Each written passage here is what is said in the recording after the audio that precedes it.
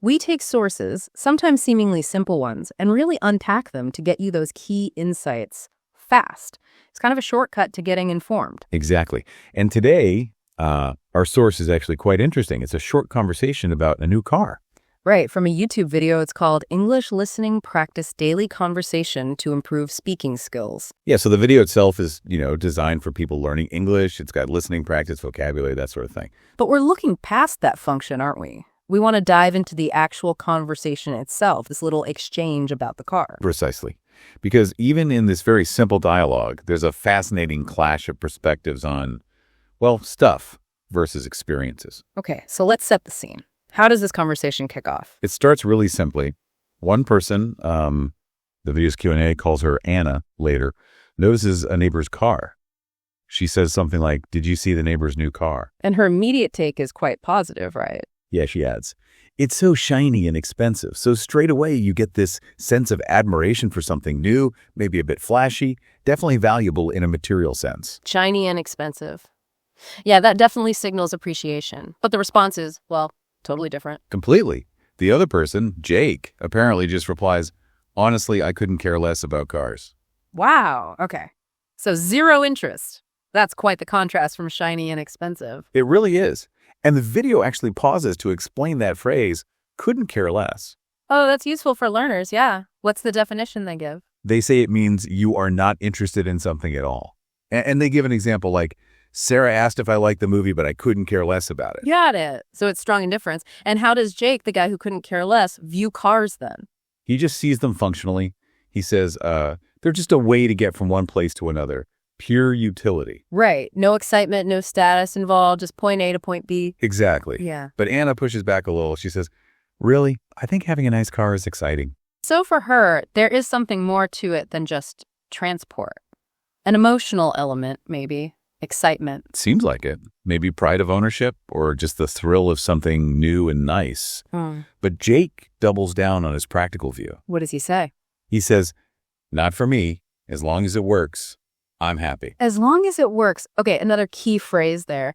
Does the video explain that one too? It does, yeah. It defines as long as meaning something will happen or be true only if a condition is met. And the example. You can borrow my book as long as you return it tomorrow. Makes sense. So for Jake, the only condition for being happy with his car is functionality? Pretty much. It just has to work. Doesn't matter if it's old, new, shiny, dented, just needs to run. It really highlights that focus on the practical side of things. It does. And you wonder if that extends beyond just cars for him, That's a good question. That Anna sort of shifts gears slightly. How so? She says, I guess everyone has different interests. It's like she's acknowledging, okay, you see it differently, and that's fine. That's a key moment, isn't it? Recognizing the difference without judgment. Absolutely. And Jake immediately agrees exactly. So there's this mutual acceptance. And then he explains what he does value. Okay. So if not cars, then what? He says, "I'd rather spend my money on traveling or hobbies." Okay, I'm guessing the video breaks that one down too. You guessed it. They explain, "I'd rather" means you prefer one thing instead of another. The example is, "I'd rather stay home than go out in the rain." Simple enough. So Jake's preference is clear. Experiences over things, travel, hobbies, those are his priorities. Right. It's not just that he doesn't value the car. It's that he actively values these other things more. He'd rather allocate his resources, his money, towards experiences. That's a really explicit statement of values, isn't it? Choosing experiences over material possessions. It is. It makes you think about what those experiences represent for him. Maybe learning, adventure, memories, perhaps. Things a shiny car doesn't necessarily provide in the same way. Yeah, definitely a different kind of value. And how does Anna react to that? Does she stick to her view about nice cars being exciting? Actually, no. She seems to find his point compelling. She replies, "That's a good point. Experiences are more important than things." Oh, interesting. So she kind of comes around to his perspective, or at least acknowledges the weight of it. Yeah, it's quite a neat little arc in just a few lines of dialogue.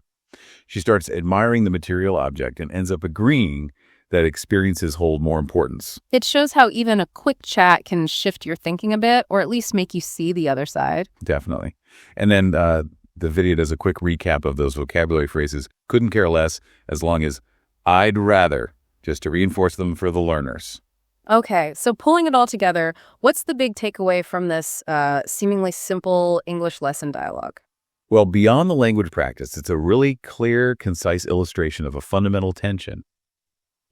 The value we place on material goods versus the value we place on experiences or personal interests. Like the shiny car versus traveling or hobbies. Exactly. It shows how differing values shape even our everyday reactions and conversations. It's not just about big life choices, it's in how we react to seeing a neighbor's new car. It really does make you reflect on your own leanings, doesn't it? When you see something new and expensive, what's your first thought? Is it admiration like Anna or indifference like Jake? Or maybe something else entirely.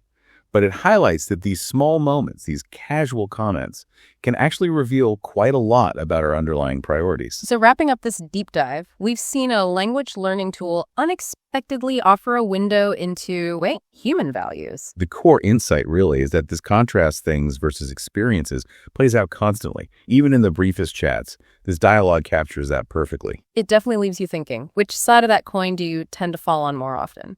And maybe why? And maybe a final thought to leave you with. Could it be that by paying a bit more attention to these everyday, seemingly mundane conversations, we can actually gain a much deeper understanding of the people and the different value systems all around us? Maybe there's more depth to casual chat than we usually think.